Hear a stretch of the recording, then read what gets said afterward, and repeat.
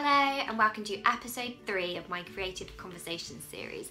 My name is Lindsey and I am Lottie Albert everywhere on the internet.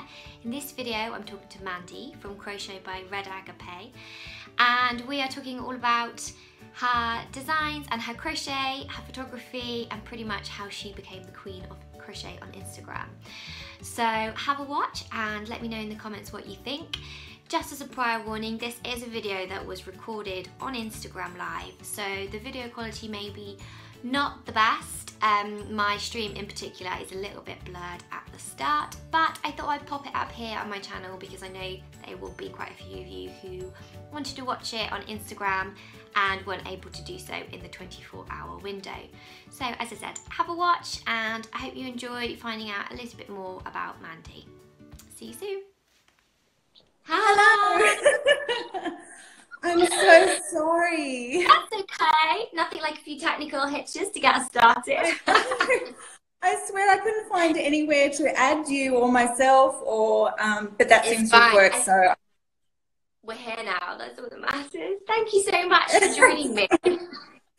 You're welcome. This is my first time going live, and I've been nervous for the last half an hour or so. Wow. Don't be nervous at all. Oh, no, I don't have a signal. See, I just had a signal trouble. It's fine. It's fine. Yes.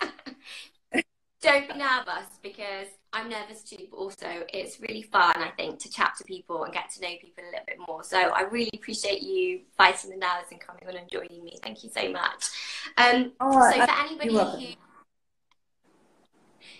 Sorry, what were you going to say? I just said you're welcome. For anybody who hasn't caught one of my lives before, I really just wanted to start this series, as I said, to get to know people a little bit more, and Mandy really kindly agreed to come on and talk to me. So we're just gonna have a bit of a chat, and it's not scary, hopefully.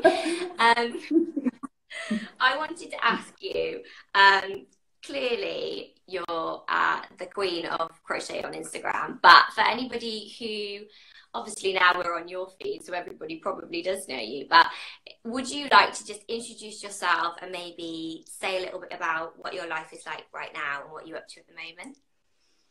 Okay. First of all, sorry to everyone who's headed to Lindsey's feed looking for this this chat, but hopefully we'll let everyone know afterwards that we switch locations. Well, I'm Mandy. I live in Australia, in country New South Wales. I live out of town, so currently I'm looking outside my window and it's 5 o'clock here, so the sun's starting to go down. I don't know about the queen of crochet on Instagram. that is funny. I learned to crochet a few years ago, and clearly I could not stop once I'd started. I'd always loved craft and I'd always loved making things, but for me the wonder of being able to create all these things with just a hook and some yarn and have it be so portable was, I think, what's gotten me hooked. Yeah. So all my other craft and all my other craft supplies are very sadly being rejected, and got out the window. I think it's out the window. Yes. That's brilliant. I'm all flustered now because of our hitches, but I know, I'm sorry. No, it's okay, it's fine. Yeah, so that's what I was going to ask really. When did you get into crochet? And obviously you just said you've always loved crafts, so was it a big part of your childhood? Did you do lots of crafts growing up, or did you kind of come to it more as an adult? Because I know lots of people do. I had one auntie in particular who did a lot of craft, not knitting or crocheting, but sewing and all these other little knick-knack things that she used to make for me. So that got me quite interested. My grandmother tried to teach me to knit, but being left-handed, and as a kid I think I was just very uncoordinated. I just didn't pick it up. And then later as an adult I turned to craft. My mum had been diagnosed with brain cancer and I was quite sick and was just looking for something to keep fidgety hands busy when I was sitting and waiting, and yeah, so I joined a local craft group, and that's where I was watched in awe as these crocheters would make these magical blankets, and you could see the progress from we used to meet every fortnight, from fortnight to fortnight, and how quickly they would grow, and just that it was so portable. Yeah, I needed to learn. Yeah, needed. That's brilliant. And I think one of the things that you mentioned, obviously, you picked up crochet maybe during like a tough time for you, and it was maybe a bit of, I say, craft as therapy. And that's one of the things I really wanted to talk to you about, because, I mean, I don't know how everybody else watching feels, but certainly your Instagram is wonderful. Your colours you use and your photography are brilliant. But I think one of the things that people really love about you is that the genuine warmth and passion really shines through in all of your photos and all of your captions and everything. And as an outsider, it seems to me that is just because craft is such a big part of your life, and it's fair to say it's really important to you in that respect. It's at the moment, and besides obviously my husband and my family, it's the most important thing in my life. I actually was a teacher for about 10 years. Then I gave that away. I just felt I wasn't passionate enough about it, and I think if you're going to be a teacher, you have to be really passionate. So I did a lot of casual teaching when the kids were little, and that was really convenient. And then I went and worked with my husband for a while in an office setting, and that wasn't for me. And then I opened a guest house in a little country town that's not too far from where we live now. So I've been running that for the last 5 years or so, and I've loved that because it's really creative too, because I've decorated with lots of bits and bobs and secondhand pieces, and that's when I actually started my blog. I was just keeping a record of where I was finding these things, and I was putting it on a blog and putting it out there, and I was doing a few DIYs and other craft things. But now, if anyone heads to my blog, they'll see that it's pretty much all crochet now. Sure. But it's definitely something that keeps me mentally healthy, along with exercise. And I think everyone is stressed these days. Everyone has this, whether it's lots of stress or this just gentle undercurrent of stress that's always there. We live very busy lives, and I think it's a great way just to wind down. Obviously, it can't cure severe depression and other issues, but I think working with professionals and including craft in your life is, whether it's crochet or something else, is very helpful for mental health. Definitely. And a welcome distraction sometimes, if nothing else, right up to, you know, as you said, really helping. And so you were, if I'm right, the founder of the Crafters Therapy hashtag and then their Instagram account. And so how did that come about? Was it accidental, or was it something that you sat down and you thought, I really want to start this and share my love in this way? Completely accidental. I was making things, and at that point I wasn't crocheting. I was making paper wreaths, actually. Do I have one down here? No, I don't.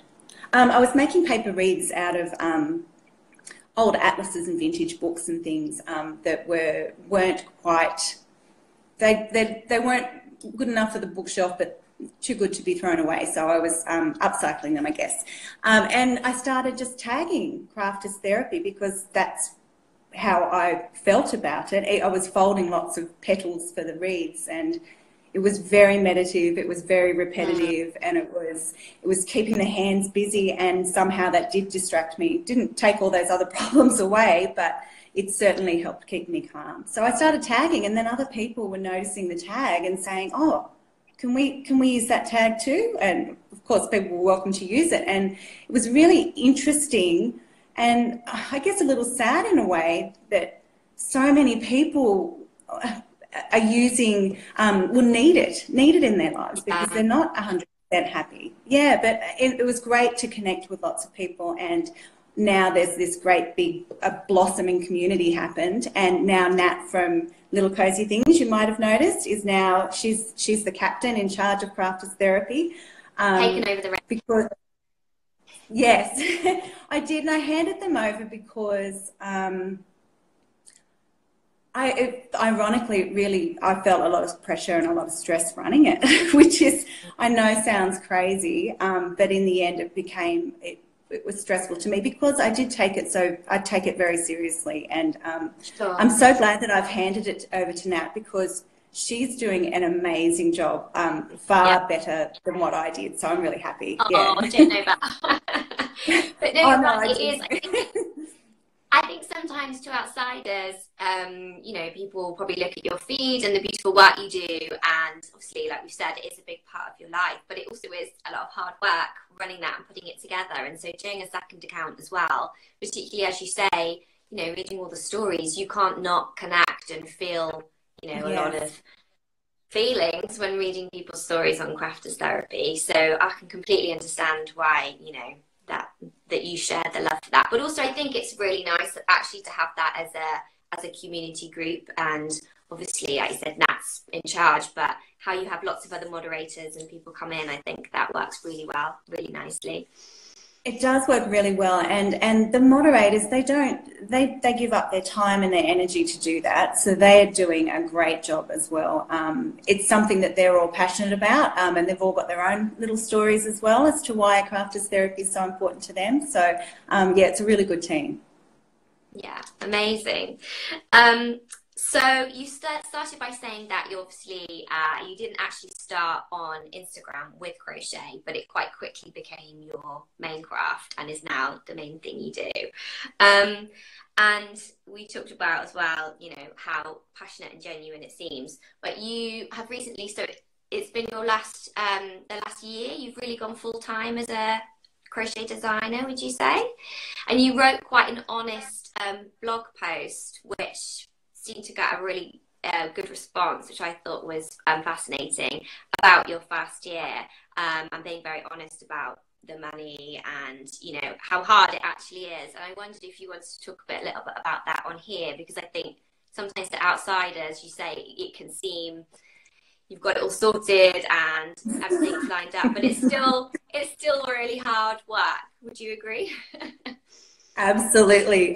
Nothing is sorted. And like you, I was a little taken aback at the response to that post. I wanted to mention it. I didn't think people would want to read it, but they did, and not only read it.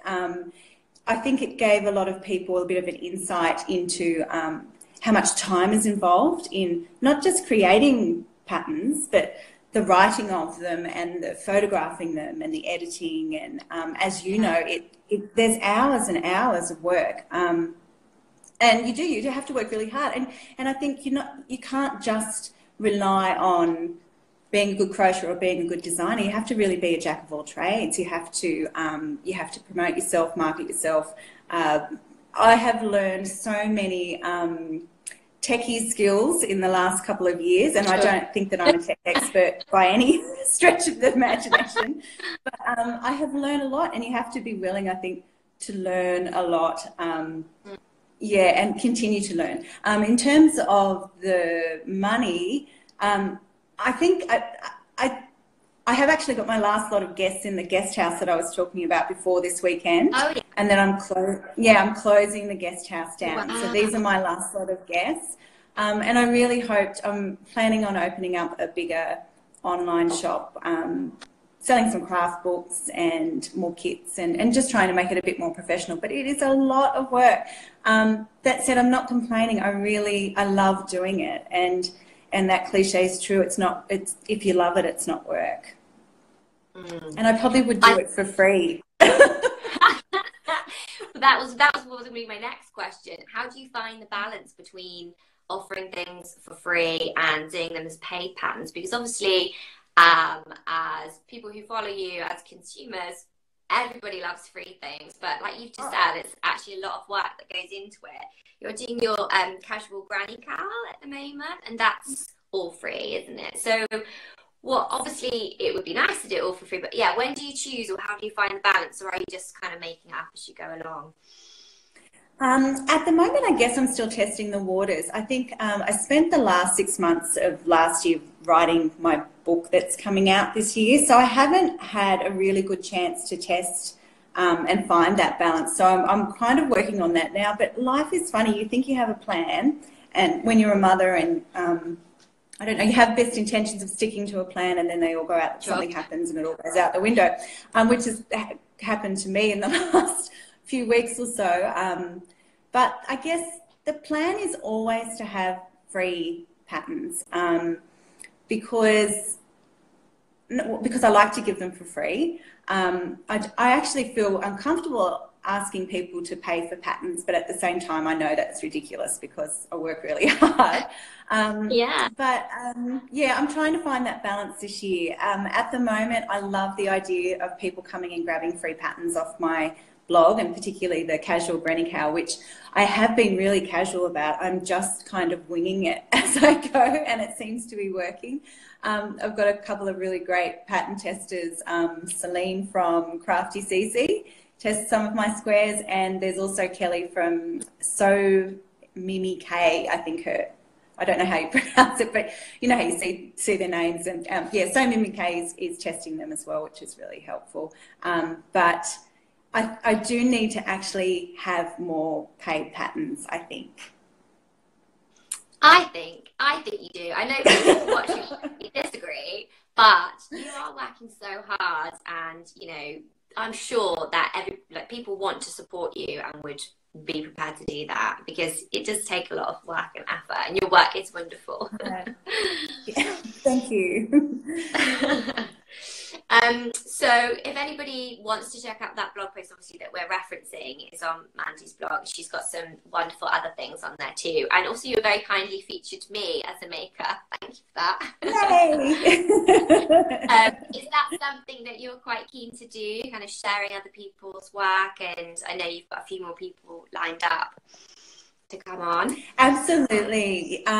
It's something I've wanted to do for a long time. I just didn't have the time last year. So I've been trying to get organised and have makers on there, because there's so much inspiration on Instagram, and sometimes it is like you see some amazing accounts and you think they're not getting enough people looking at them. And I'm happy to share, and I want to share. And obviously these are people that I admire and inspire me as well. So I like the idea of that we can all help each other and make our way along together, and support one another.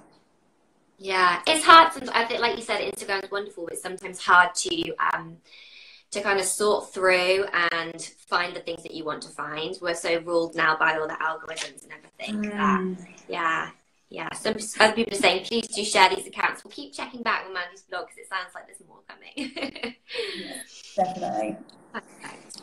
I wanted to ask a little bit as well about Australia and how you felt that has impacted what you make. So I was chatting to Christina of Tiny Carl last week, and she's obviously in Miami, and she was talking about using cotton and working on amigurumi because of the heat. So some people are asking about supplies. Is that something? I know, I'm reading all those. Yeah. I'm reading all those too, and I'm so sorry, everyone, that we're not answering. Well, somebody's asking a question which kind of joins in. So it's about regional supplies, and do you find it hard to find things in your area? So yeah, I wondered what about Australia and shipping, but also the heat and how that impacted your work. Well, I love cotton. I've always loved cotton. I think I just like the texture of it, and I like how the stitches look.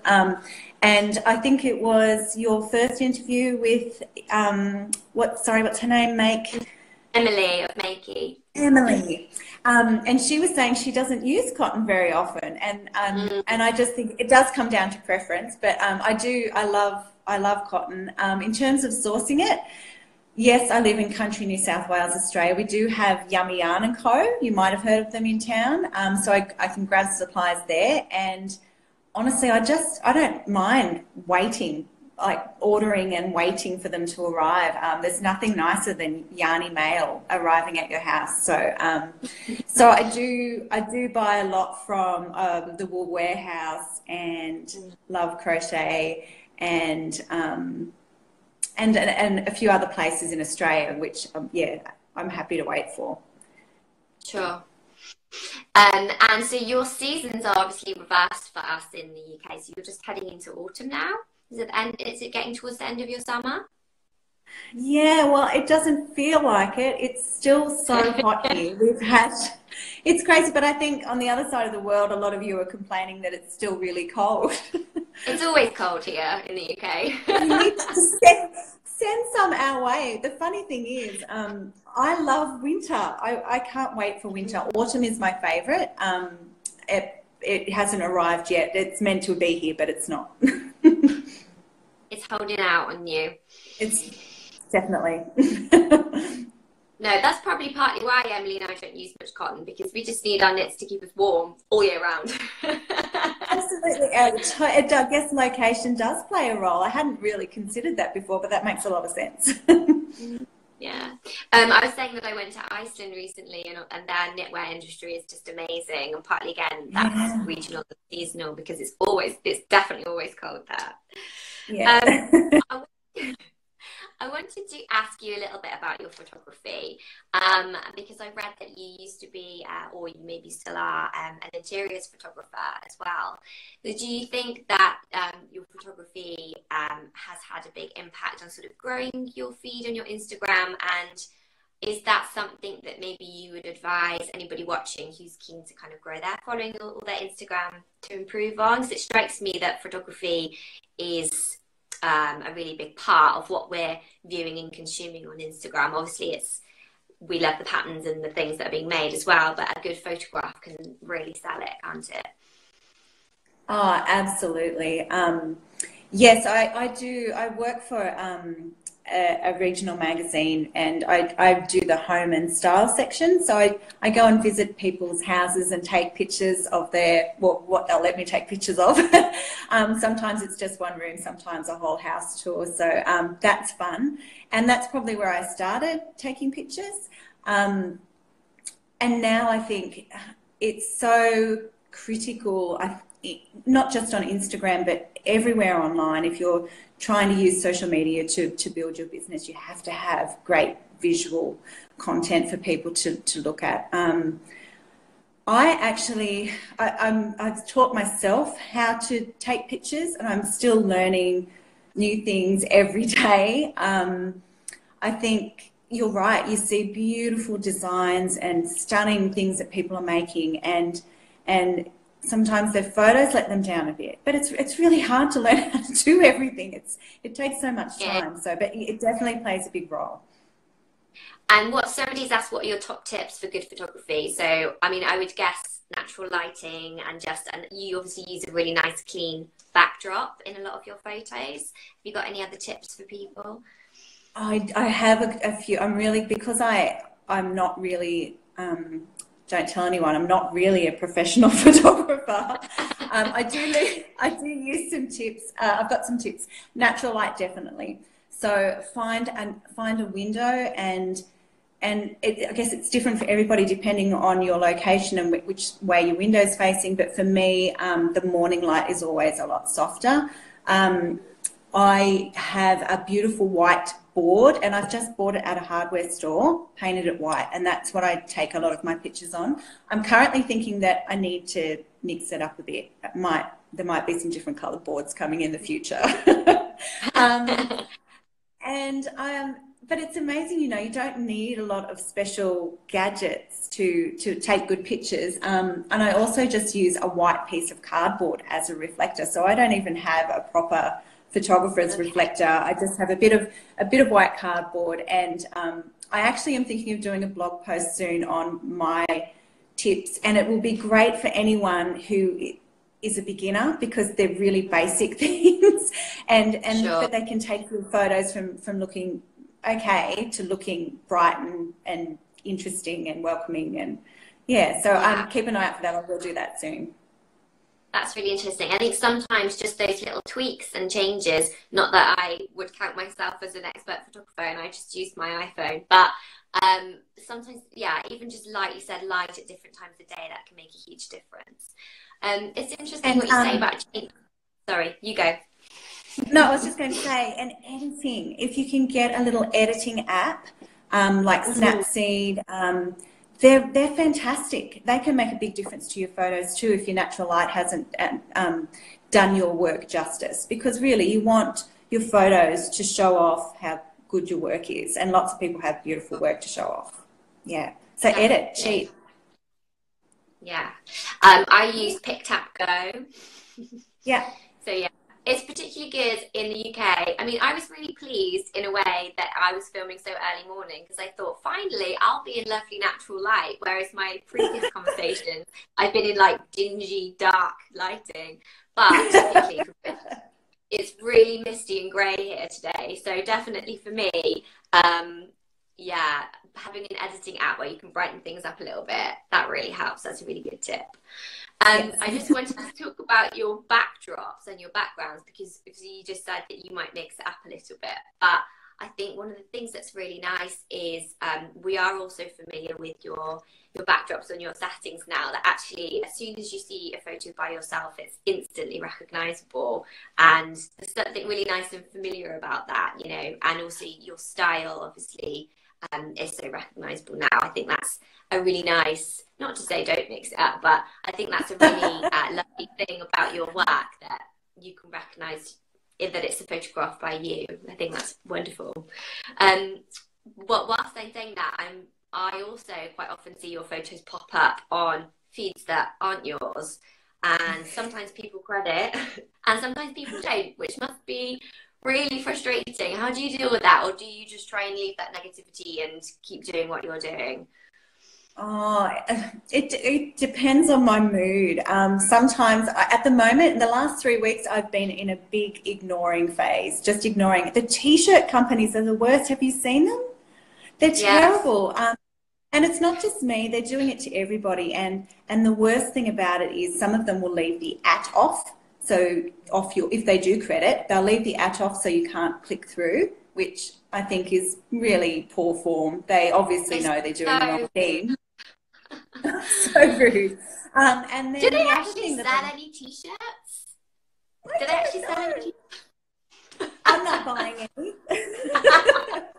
No, don't buy their T-shirts. No, don't buy their T-shirts. And the other thing that I find really hard is I don't mind people reposting, but a lot of those T-shirt places have actually reposted not just my picture, but my comment as well, my caption.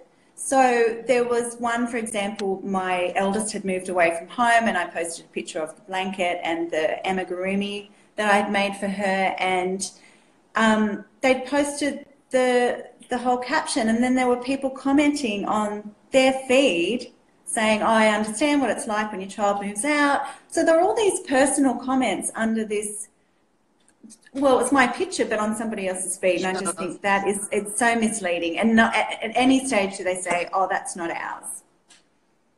Yeah, no, it's really upsetting, and it's just, yeah, I'm thinking about, there was an incident recently, I don't know if you follow Little Box of Crochet, and they had actually, someone's done a similar thing, but they'd shared a photo of when her daughter Jenny was really ill in hospital shortly before she passed away.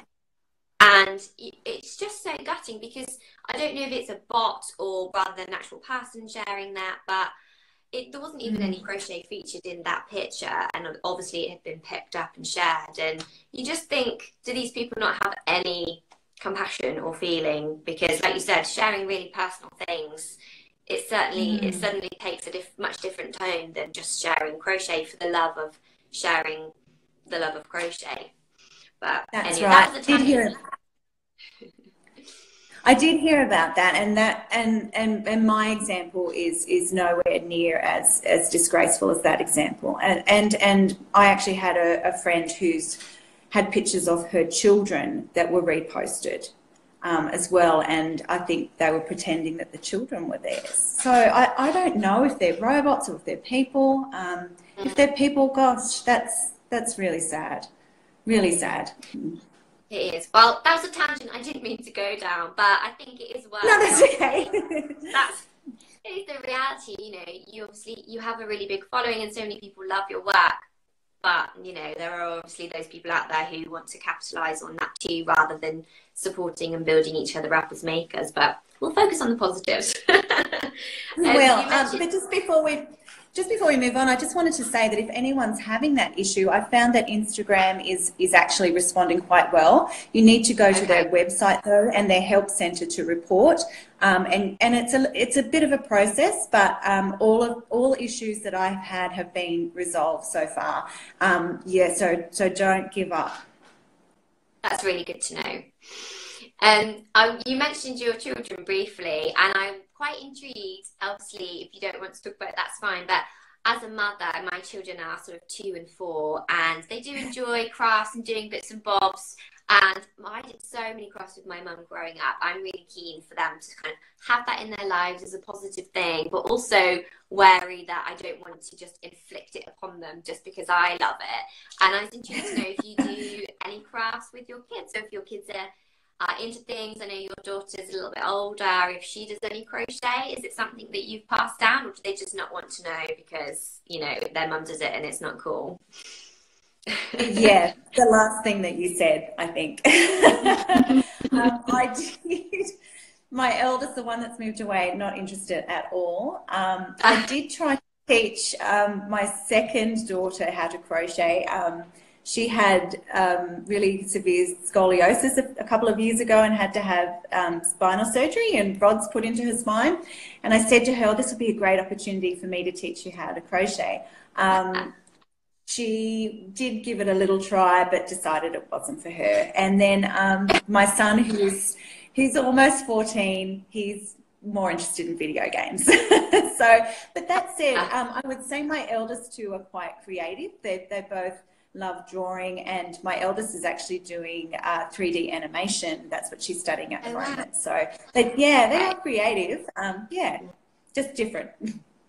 Sure. Oh, that's interesting. Well, you never know. Maybe they'll come back round.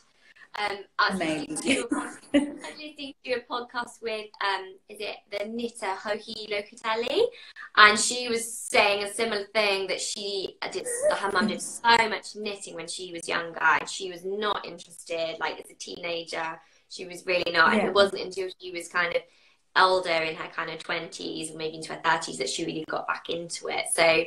Yeah, I think sometimes what your parents do, you just automatically switch off from, don't you? Exactly. I tell them I'm crochet famous, and they're not interested. That's okay. Well, I know that you have to go soon, so I've got some quick fire questions. I wondered if you are up with the larks or if you're a night owl. Neither. I struggle all day. You're a napper. Yeah. Brilliant. Would you say you are an introvert or an extrovert? You can be a mix if you like. Introvert, definitely, which is why this has been really stepping outside my box. And the only way I was ever going to do it was to have somebody with me. So thank you. And it doesn't mean that there'll be more live feeds from me in the future. Definitely an introvert. You seem so relaxed and easy in front of the camera. Do I? Yeah. Hasn't she done well, everybody? Give Mandy a if you're watching. Do you prefer sock yarn or chunky? Oh, I'd have to go chunky all the time. I have recently started the Lost in Time shawl with some beautiful sheep as well. I love it, but it's a struggle for me. Okay. I feel like I vary between the two, and I will sometimes get quite into a kind of 4-ply or a sock yarn project, and then just really need to make some quick and chunky fast things afterwards to kind of offset the balance. Exactly. You need to feel like progressing. Yeah. The next one is probably fairly obvious, but I'd be quite intrigued to know. I was going to ask, are you into neutrals or colour? Now, obviously, colour is massive for you, but behind the scenes, are you working on loads of neutral homewares that you just don't share? Well, I've often wanted to make lots of neutral homewares for the house, but I just don't seem to be able to find the time. So I'd have to, I have to say colour. And I don't know if this is a good thing or a bad thing, but often when I'm starting a new project, I think, will this photograph well? So I think about the colours, I think about them that much too. Yeah. Well, because I like sharing. Yeah. You've got to keep that feed consistent, Mandy. Well, actually, in saying that, there's another Instagram follower of mine, and I follow her too, Sam Jane Street. She loves purple, and apparently I haven't been using enough purple, and I must admit I'm not a fan of purple, but you will see speckles of it lately in my feed. So I'm trying to infiltrate it in there subtly. Is there one colour that you just can't work with? Mine is lime green. Well, I would have said purple, but I have been trying really hard to incorporate it. No, I think I'm pretty much open to everything else. I would say purple is like my least favourite colour. Sorry, purple lovers. That's exactly what Emily of Makey said as well, actually. She's not a purple fan. Yes. Do you prefer garments or amigurumi, if you had to choose? Oh, well, I don't really make either. But recently, it's blankets and cushions all the way, doilies, placemats, they're my go-to. But if I had to choose between amigurumi and garments, I would probably lean towards amigurumi, as I've just started to have a play with it. And I love Christina from Tiny Curl. She's one of my favourites to follow, and I love all her little wacky characters. They're gorgeous. And her cat dance parties. If you haven't seen Christina's cat dance parties, you have to tune in on a Friday afternoon. Yes, definitely agree with that one.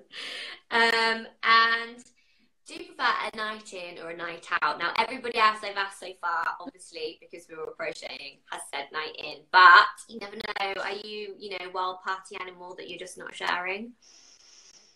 No party animals here, sadly.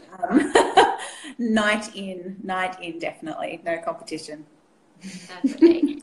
And lastly, how do you chill out or relax? Is it crochet, or are you into running or meditation?